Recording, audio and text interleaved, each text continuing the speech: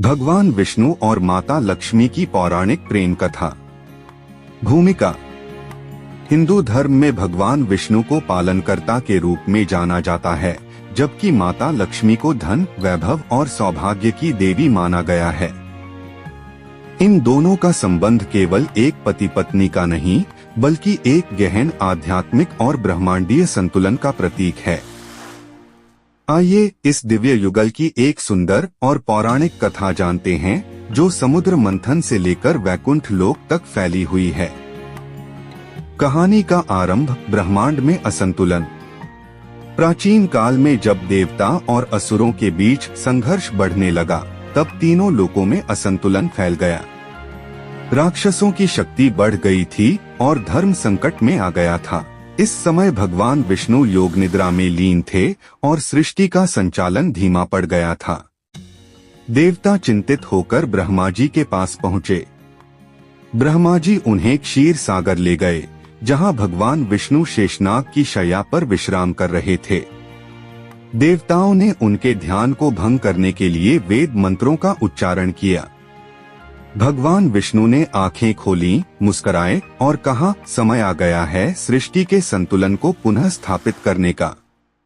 समुद्र मंथन और माता लक्ष्मी का प्राकट्य। ब्रह्मा जी के सुझाव पर देवताओं और असुरों ने मिलकर समुद्र मंथन करने का निर्णय लिया। मंदार पर्वत को मथनी और वासुकी नाग को रस्सी बनाया गया। मंथन प्रारंभ हुआ। एक एक कर 14 रत्न निकले।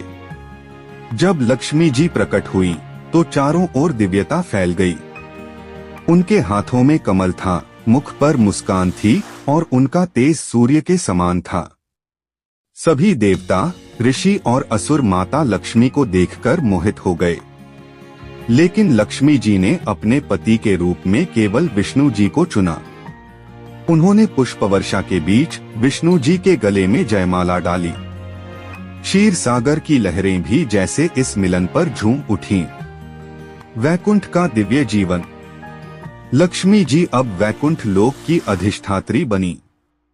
वहां वे भगवान विष्णु के साथ दिव्य जीवन बिताने लगी। वैकुंठ न केवल भव्य था, बल्कि उस लोक में शांति, प्रेम और आनंद का वास था।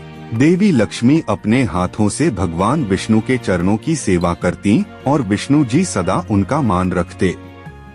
वैकुंठ में उनका जीवन केवल आराम और विलास का नहीं था, यह कर्तव्य, प्रेम, सेवा और सृष्टि के संचालन का अद्वितीय उदाहरण था। भक्तों के लिए संदेश। जब भी पृथ्वी पर अधर्म बढ़ता और विष्णु जी को अवतार लेना पड़ता, लक्ष्मी जी भी अलग अलग रूपों में जन्म लेती। जैसे रामावतार में वे सीता बनी, कृष्णावतार में रुक्मिणी और राधा। इन जन्मों में भी उनके बीच की भक्ति और प्रेम संबंध कभी विचलित नहीं हुआ। उनकी कथा यह सिखाती है कि प्रेम वही है जो समर्पण से परिपूर्ण हो, जो धर्म की रक्षा करे और जो लोक कल्याण के लिए प्रेरित करे। एक सुंदर प्रसंग, माता लक्ष्मी का त्याग और वापसी। एक बार नारद मुनि ने माता लक्ष्मी से पूछा, आप तो धन की देवी हैं, परंतु जब विष्णु जी साधारण रूप में अवतार लेते हैं, तब आप भी अपने वैभव का त्याग कर देती हैं, क्यों? लक्ष्मी जी ने मुस्कुराकर कहा, जहां मेरा विष्णु है, वहीं मेरा स्वर्ग है। मेरा सच्चा वैभव उसके चरणों की सेवा में है, न कि सोने की महलों में। उपसंहार। भगवान विष्णु और माता लक्ष्मी की कथा केवल एक रोमांटिक कथा नहीं, यह जीवन के गूढ़ सिद्धांतों को बताती है। धर्म और सौंदर्य, त्याग और प्रेम, सेवा और कर्तव्य का दिव्य संयोग।